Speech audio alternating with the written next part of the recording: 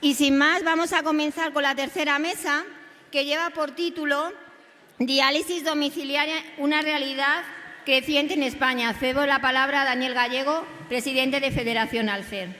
Bueno, pues otra vez bienvenidos, bienvenidas, buenos días. La verdad que es un placer presentar esta mesa para mí, porque yo soy paciente de hemodiálisis domiciliaria. Sabéis que llevo 29 años en hemodiálisis, 25 años en hemodiálisis en centro y prácticamente 5 años en hemodiálisis domiciliaria.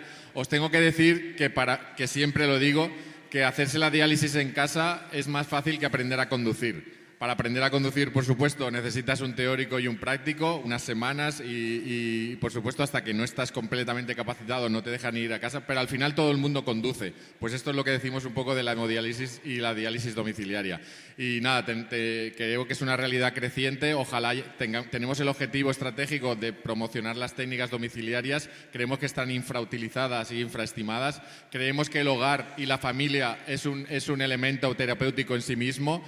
Creemos que nadie mejor que uno mismo para estar en casa y estar mejor cuidado, flexibilidad de horarios, frecuencia, que lo cambia todo para eliminar las toxinas. Y de verdad que para mí ha sido un cambio muy radical, en el que puedo comer y beber un poco más, puedo hacer una dieta un poco más variada y, por supuesto, tener la libertad de horarios y creo que en realidad mejor estado nutricional, todo lo que nos van a contar aquí los expertos. Y tengo el placer de presentar al primer ponente, que es Rafael Lucena, que es el responsable de diálisis domiciliaria del Hospital Universitario Infanta Leonor de Madrid, y nos va a hablar de los retos y factores de éxito de un programa de hemodiálisis domiciliaria. Gracias, Rafael. Gracias.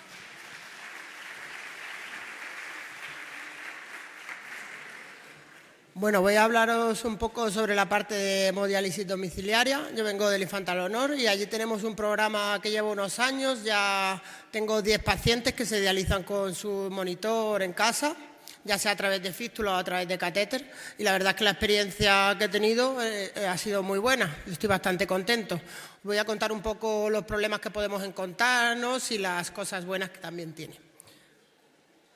Bueno, como ya ha dicho Daniel, la hemodiálisis domiciliaria se trata de una diálisis más frecuente que la que te haces en el hospital, pero son sesiones más cortas. Esto lleva a que tengas una mejora de la limpieza de estas toxinas urémicas, que toleres mejor la diálisis y que se reduzca esta fatiga postdiálisis. También en el mejor control de la anemia, mejor control del fósforo, parámetros nutricionales, mejor control de tensión arterial, con toma de menos hipotensores, mejoría de parámetros del corazón, en general de la calidad de vida y reducción de costes.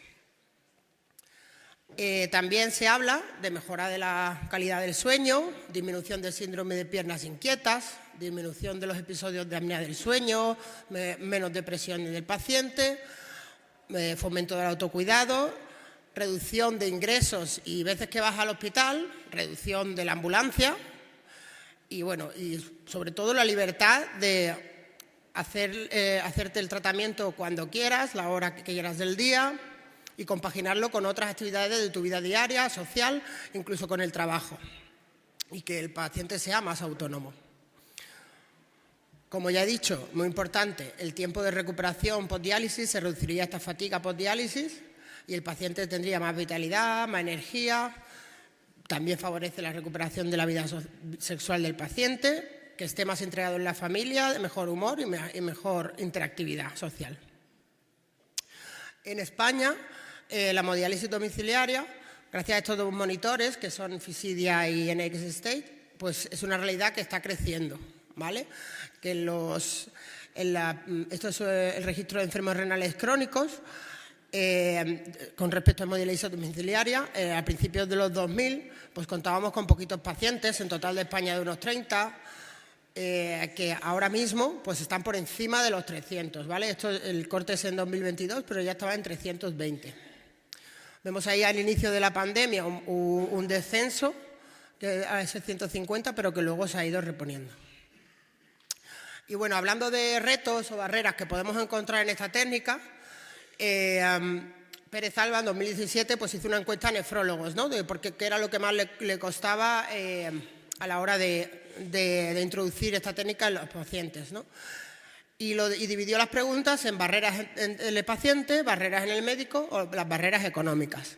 Las barreras económicas, básicamente, que es una técnica que es cara, sí, es cara, pero luego pues, se ve reflejado en el menos número de ingresos, menos número de recursos de personal, menos número de ambulancias que usa el paciente, y eso pues reduce los costes.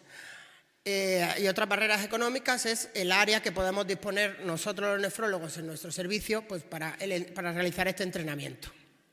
Pero bueno, la parte importante que quería reflejar es que en las encuestas los nefrólogos lo que más respondieron es que lo más importante era la falta de información tanto del paciente de esta técnica como la falta de formación o motivación en los nefrólogos de esta técnica. Esto es un artículo de 2021 donde se reflejan los obstáculos y posibles soluciones que podrían tener la implementación de esta técnica y sobre la que me he basado un poco pues, para dividir los retos en 3 aspectos. En la selección del paciente o reclutamiento, en el entrenamiento, que al ser una técnica domiciliaria debe estar el paciente un tiempo entrenándose en el hospital, o retos en el mantenimiento de la técnica una vez que ya se ha iniciado en el domicilio. Bueno, la selección de pacientes es un proceso esencial y quizá de esta charla sea el más importante y el que más retos te puedas encontrar. Es verdad que no todos los pacientes son candidatos a esta técnica, pero tenemos que tener en cuenta a cualquier paciente que nos entre por la consulta o por diálisis, tenemos que ofrecérsela. No podemos rechazarla por edad o por otras comorbilidades. ¿Vale? Antes veníamos hablando de que se estaba entrenando una paciente sordomuda también. O sea, todo paciente puede ser capaz de hacérselo. Entonces, en este reclutamiento, los principales retos que encontramos es la falta de información sobre esta terapia domiciliaria, es decir, en muchos sitios que muchos hospitales no te la puedan ofrecer o que los nefrólogos no la conozcan bien, te hablen menos de ella. El miedo o la desconfianza que pueda tener el paciente a dejar el hospital o a alejarse de su nefrólogo, que ve 3 veces por semana, si está en diálisis, que pues, no tengas recursos de vivienda, que no tengas una vivienda habilitada para tener una habitación para hacerte la técnica, o que vivas con mucha gente y no tengas espacio suficiente para el almacenaje, y otros desincentivos económicos. Y como factor de éxito para estos problemas, yo lo que quería hacer hincapié es en la organización del servicio de nefrología. Es decir, un servicio de nefrología con una unidad de enfermedad renal crónica avanzada, una unidad de ERCA fuerte, es lo que a nosotros nos ha ayudado más a aumentar el número de pacientes que puedan acceder a dializarse en el domicilio, ¿vale? Pacientes que pasen por esta consulta ERCA, no me refiero solo a los que seguimos ya en esa consulta, sino a pacientes que hayan entrado como un paciente agudo en diálisis desde un ingreso y estén en la sala de diálisis, también le valoramos en esa consulta para ofrecerle esas técnicas domiciliarias, ya sea peritoneal o hemodomi, y que no se nos escape ningún paciente. Y también tener en cuenta a los pacientes que se dialicen en un centro periférico, que muchas veces se derivan y se olvidan, y también deben tener acceso a esa hemodiálisis domiciliaria. Como he dicho, y que la unidad de ERCA sea potente, que disponga de psicólogos, que muchas veces puedan venir bien en estas situaciones en las que el paciente tenga que se dialice en el domicilio, porque puede estar muy presionado o sentirse angustiado. Igual que con la nutrición, disponer de dietista, un trabajador social, ¿vale? Y sobre todo que se le ofrezcan todas las posibilidades, tanto trasplante, DP, hemodomi o la sala de diálisis. Y como punto fuerte también, recientemente, el sistema de mentor, el paciente mentor, es decir, pacientes entrenados por nefrólogos, enfermeras y psicólogos para apoyar o ayudar a la toma de decisiones de otros pacientes. Nosotros tenemos pacientes de peritoneal y hemodomi que si algún paciente tiene dudas de qué técnica coger, pues se les llama, vienen y charlan y les ayudan a tomar estas decisiones. Y también hemos tenido muy buenos resultados con esto. Luego, con respecto al domicilio del paciente, es recomendable que, bueno, pues que la técnica se haga en una habitación que esté próxima al baño. Dependiendo del monitor que eliges, necesitas un armario o una zona más de almacenaje, que la habitación obviamente esté limpia, que no acumule polvo y que el paciente, pues preferiblemente, no viva solo y que esté acompañado. Los retos que nos podemos encontrar ya cuando el paciente ha elegido la técnica y está entrenando es que pues llevemos poco tiempo haciendo este programa y el personal médico o enfermería no tenga tanta experiencia. Problemas de acceso vascular, que los principales que se encuentran es el miedo a pincharse el propio paciente, porque como explicaré luego, lo que se usaría serían los túneles o la técnica del buttonhole. Que el paciente se canse porque no pueda, que en el entrenamiento se le haga más largo. La media son 3-4 semanas por paciente, pero muchas veces pues, se tiene que prolongar porque hay pacientes que fallan en unos aspectos y otros que fallan en otros. Que el paciente esté más solo, que no tenga apoyo familiar. Muchas veces el apoyo familiar pues, hace que vayas un poquito más rápido. Y otros problemas económicos, como ya he dicho. Eso, muy importante que el personal médico y enfermería esté capacitado, que nos entrenemos, que hagamos cursos, que estudiemos bien esta técnica, ¿vale? Y que podamos dar ese apoyo al paciente. Y el apoyo familiar, que el paciente esté en un entorno emocional, que esté bien adaptado y que le ayude. Con respecto al acceso vascular, lo que puede asustar un poco al paciente de primeras es que se tenga que puncionar él solo, pero se usa la técnica del buttonhole, es decir, son túneles de costra, de hecho se usan agujas romas y siempre lo único que habría que quitar la costita y siempre se pincharían en la misma zona.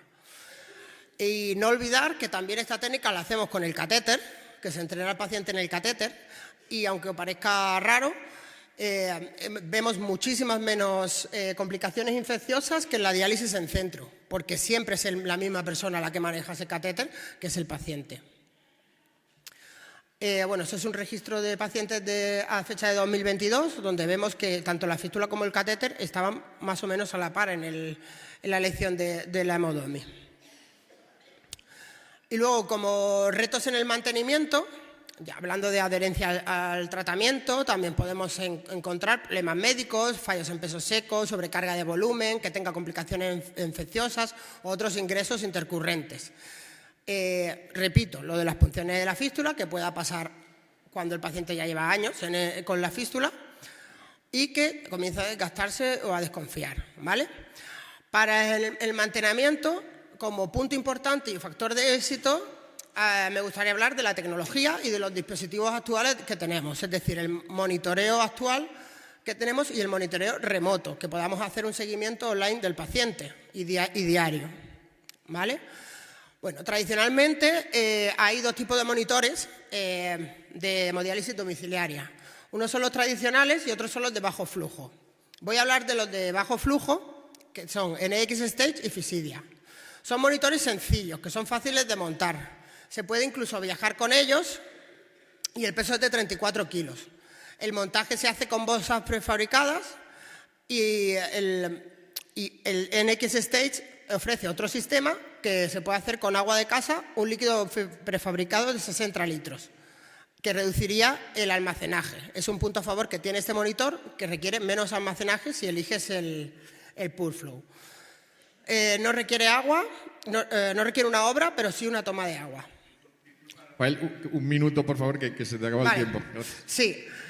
Y esta es la máquina de Fisidia. La máquina de Fisidia no tiene ese sistema de agua, solo funcionaría por bolsas. Es más ligera, pesa 23 kilos, pero como un punto importante, es más moderna, funciona con una tablet y envía las sesiones de diálisis.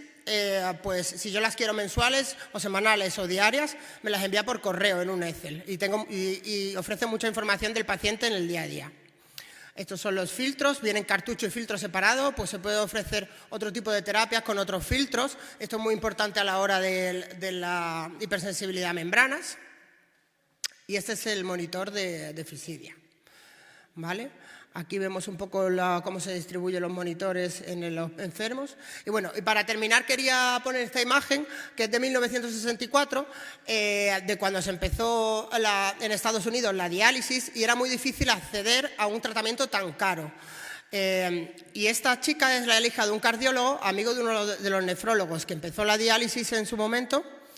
Y fue la primera chica que se dializó en casa, con unos filtros muy grandes y unas máquinas muy grandes, pero así empezó todo, con esta chica de 14 años que tenía lupus.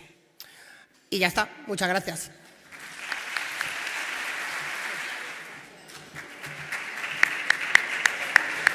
Muchas gracias, Rafael, la verdad que es muy interesante los retos y ahora tengo el gusto y el placer de presentar a un gran amigo, al jefe de servicio de nefrología del Complejo Universitario de León, a Mario Prieto, que nos va a contar los retos y éxitos de un programa de diálisis peritoneal. Gracias.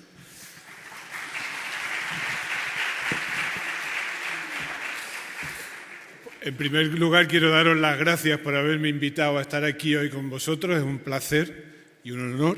Y también es un honor que sea Dani el que modere la mesa, al cual efectivamente ya nos vincula a tiempo la enfermedad renal, la concepción amistosa hacia las terapias domiciliarias, etcétera. O sea que, en primer lugar, agradeceros por haberme invitado. Lo que me han encargado es que hable a propósito de los retos y factores de éxito de un programa de diálisis peritoneal.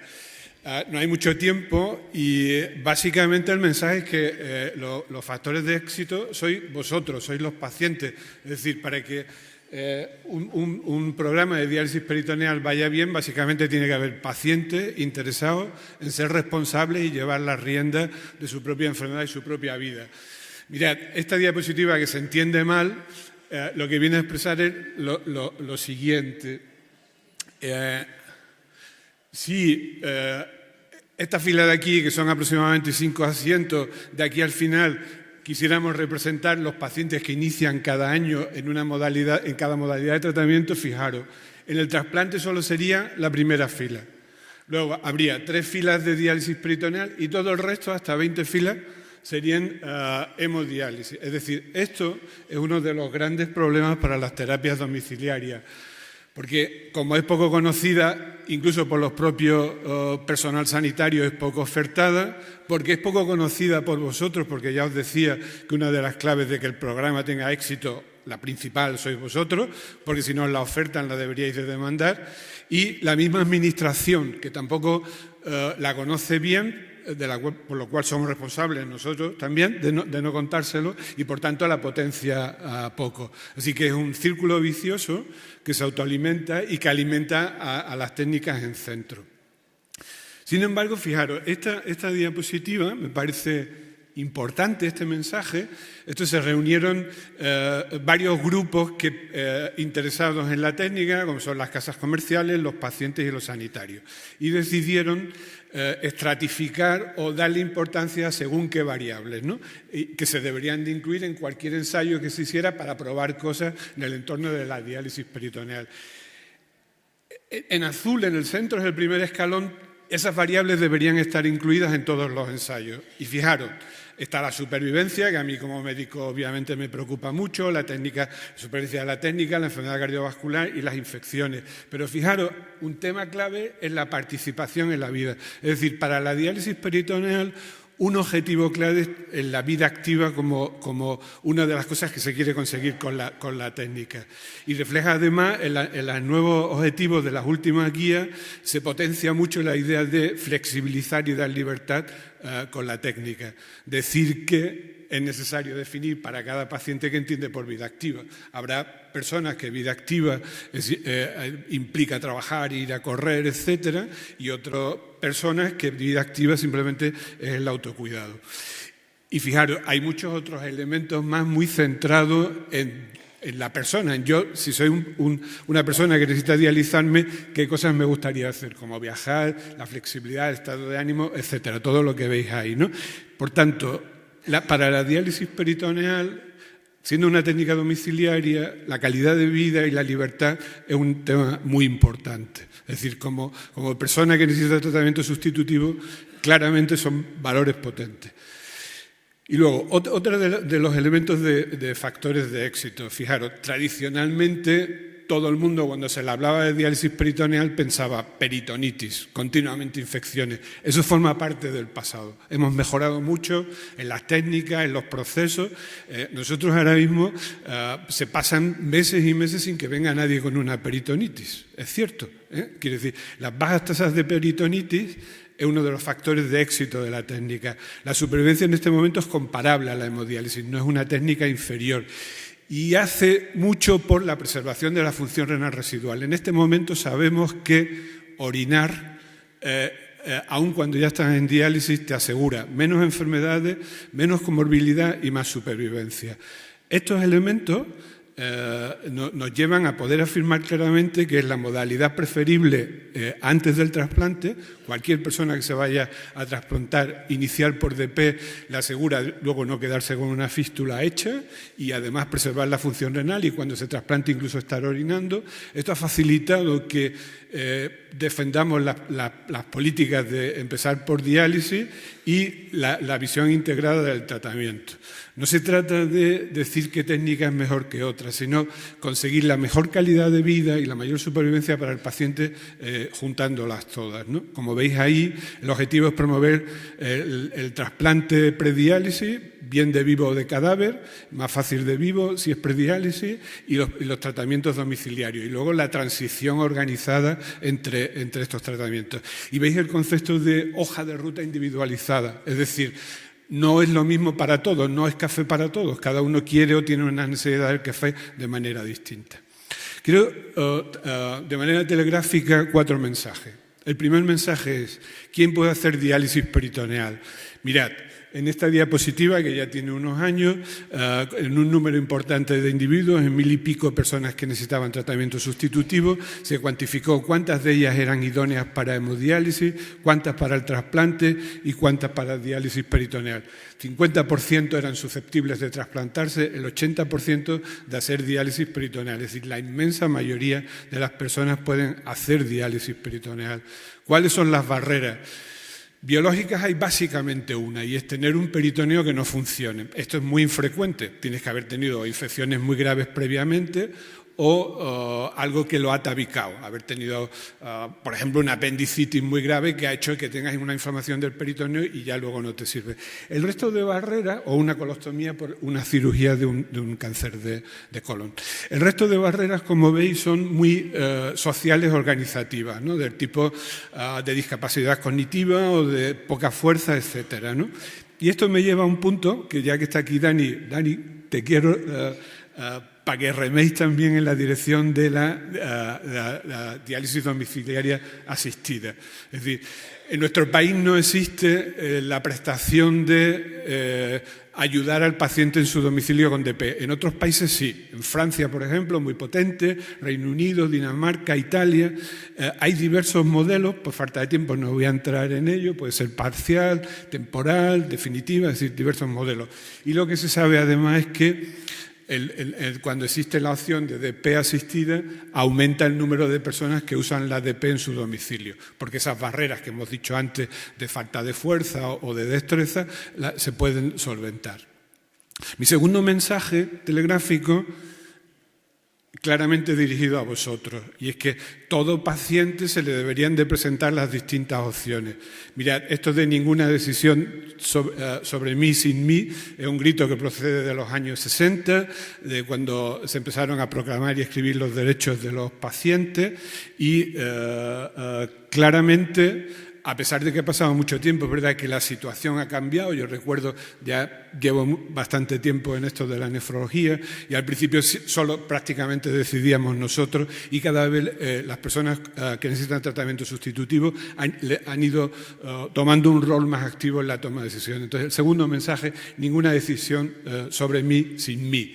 Sin embargo, para cualquier decisión siempre hay una constelación de individuos que participan. Ya lo veis en rojo el paciente, No lo traduje porque sería incapaz de haberlo hecho tan bonito en la constelación, pero veis que, por supuesto, participa la familia, a veces incluso el panadero o el pescadero, etcétera, diciendo que conoce a personas y diciendo que es mejor.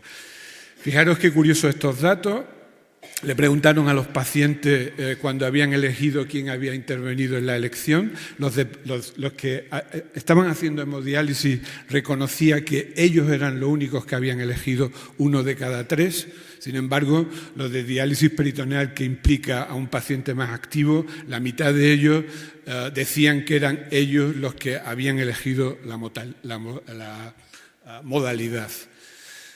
Este es mi tercer punto telegráfico, y es que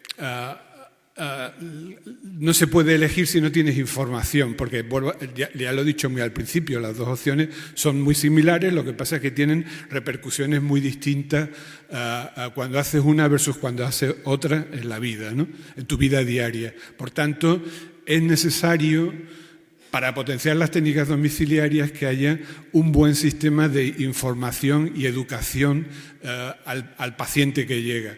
Yo diría que todo esto lo tendríamos que tener muy presente, ARCER, para los que llegan de nuevo, no para los que ya están, sino para los que llegan.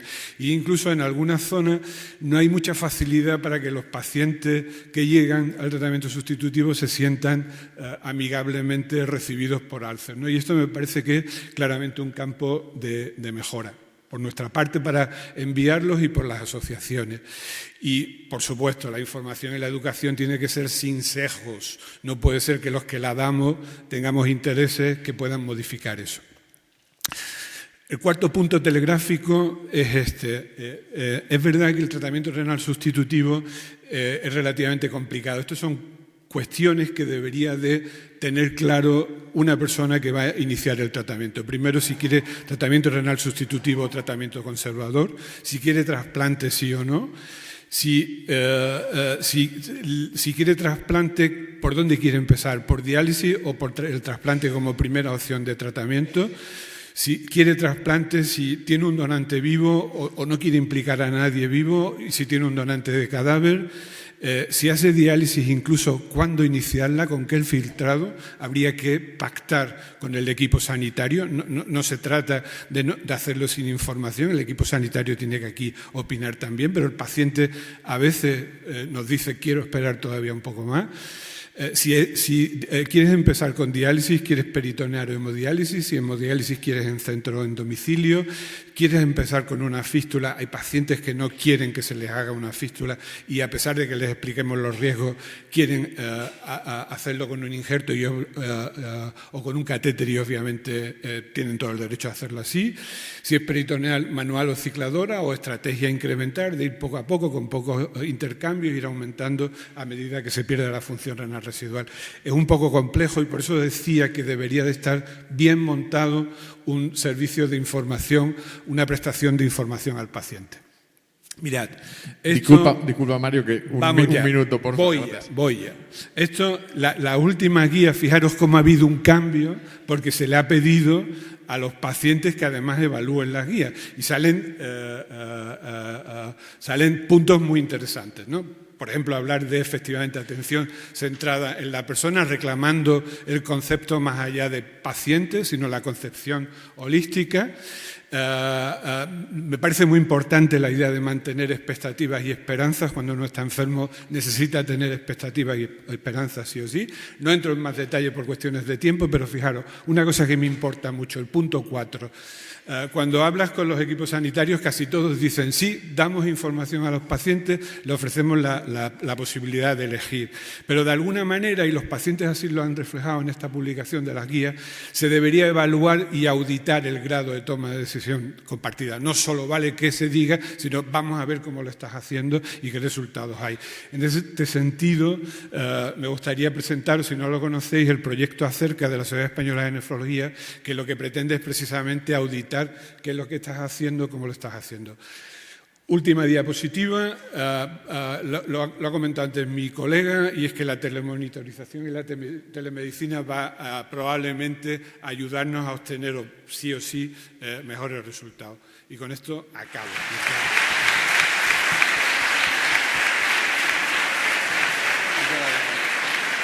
Muchísimas gracias, Mario, muy interesante y sobre todo ver que las preferencias, lo que para mí es una ventaja, a lo mejor para otra persona es una desventaja o al revés. ¿Hay alguna pregunta en el auditorio? No, si tenéis alguna pregunta, sí, por ahí hay una pregunta. Breve, por favor, una sola. ¿Empiezo yo?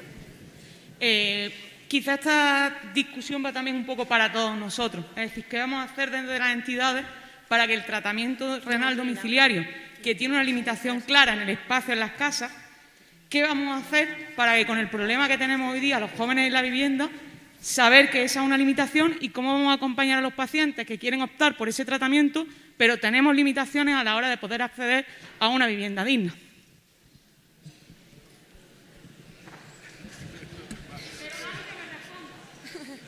Dani, que te responda Dani, que sí. Pero, bueno, creo que el problema de la vivienda es un problema que va mucho más allá de la enfermedad renal, pero por supuesto que es un derecho constitucional que se está reclamando y esperemos que se solucione en el futuro. Es verdad que no todo el mundo tiene espacio suficiente o hay gente que vive sola y que es un problema, pero sí que justamente en la estrategia de cronicidad vamos a proponer que la diálisis asistida sea una realidad en España, ¿no? Como está diciendo, o sea, que puedas tener un soporte en casa de un técnico, enfermera, médico, lo que quiera el ministerio, o en este caso las comunidades autónomas, que realmente en las residencias de mayores, que es su casa, se pueda hacer diálisis, tanto diálisis peritoneal como hemodiálisis, entrenando al equipo y que no tengan que ir en el transporte público. O sea, hay mucho margen de mejora en ese sentido y, por supuesto, que ahora mismo creo que hay 500 y pico personas en hemodiálisis domiciliaria en 2024 en el registro y creo que hay unas 3.000 o 3.000 y algo en diálisis peritoneal. Desde luego que es una cifra mucho menos del 10% que nos gustaría. Queríamos llegar al 30% de gente en casa. Ojalá, pero esto es una cosa que no va a ser de 6 meses para acá ni de un año, sino que es un trabajo de estrategia de un plan nacional de salud que tenemos que hacer entre todos y en ello estamos. Pero gracias por la pregunta.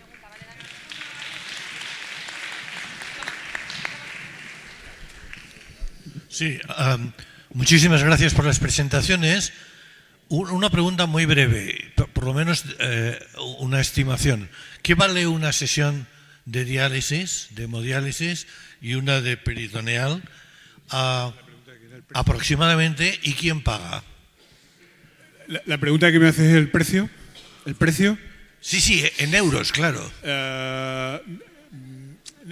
No es fácil contestar porque la comunidad, no, porque además cada comunidad lo negocia por separado, se sacan a concurso y se negocia por separado. Luego depende de los suplementos que además se negocian también por separado, de si la icodestrina lleva un suplemento extra o el bicarbonato, que hasta hace pocos días lleva un suplemento extra. O en la automatizada normalmente se divide dependiendo de los volúmenes, ¿no? Entonces, el precio concreto no te lo sé. Vale, muchas no gracias te lo sé decir. Por no contestar. Ahora, ¿y la hemodiálisis, por ejemplo, en un hospital o en un centro de hemodiálisis, como cuánto cuesta? Porque aquí nunca hablamos de dinero. En hospital, de nuevo, muy complicado saberlo. Muy complicado saberlo. Puede salir y además depende. Yo he calculado de mi hospital hace unos años, precisamente porque quería compararla con lo que teníamos concertado, y aproximadamente unos 180 euros por sesión, hace años, te digo. Es muy complicado porque además parte de lo concertado lo suplimos la pública, que es decir, cuando tú estás en hemodiálisis en un centro concertado y te pones malo a las 3 de la mañana, vienes y te atendemos nosotros. Es decir, si en la pública no existiésemos saliendo más caros con todos esos servicios extras que tenemos, como poderte dializar a las 3 de la mañana, no te podrías dializar fuera. Así que parte de los costes de la concertada, en realidad, parte de la pública habría que imputarlo a la concertada. Respecto a lo que me has dicho, no te he contestado. No te he contestado no porque no me guste, que me encantaría contestarte. Solo tienes que saber que la DP manual es lo más barato, es la técnica más barata, y la cicladora, dependiendo de suplementos, etcétera, puede ser como la hemo o más cara. Y la hemo, Domi, Yo creo que la hemodomi es la más cara de todas, más que la diálisis hospitalaria. No sé tampoco decir exactamente cuánto puede costar. Ya sé, la hospitalaria sí, unos 200 en sesión, yo creo, diría 100 y pico. Pero no sé decirte cuánto puede costar por sesión una hemodomi. Sé que es más cara, pero que luego hay que tener en cuenta que es el coste de personal, el coste de que el paciente vaya mejor, que ingrese menos, el recurso de transporte, que tome menos fármacos, que tome menos antihipertensivos, menos quelantes, menos EPO. Eso también hay que tenerlo en cuenta en el ámbito económico, ¿no? Yo sí te voy a contestar porque justamente el lunes estuve con el presidente de la SEN y hizo esta exposición en la exposición en la Real Academia Española de Medicina acerca de los tratamientos de diálisis. Vale, entre 50.000 y 70.000 euros por persona, eso es lo que dicen los estudios, la hemodomiciliaria en centro. ¿Vale? La hemodiálisis domiciliaria, lógicamente, al ser más sesiones, pues está un poco equiparable porque le quitan los recursos humanos y lo que estaba contando aquí Rafael del transporte y demás y menos medicación. Luego, la diálisis peritoneal automatizada normalmente es más barata, alrededor de unos 35.000, 50.000 puede estar al año. La manual muchísimo más barata porque lógicamente no tiene estas máquinas. Y el trasplante renal, que es el último tratamiento renal sustitutivo, unos 35.000, 40.000 euros el primer año, pero el segundo año solo de mantenimiento a lo mejor tiene 10.000, 15.000 por la medicación. Esos son un poco los valores que manejan la mayoría de estudios, pero tampoco hay un consenso porque depende del país, si está muy evolucionado, poco evolucionado, los costes de recursos humanos y la comunidad autónoma.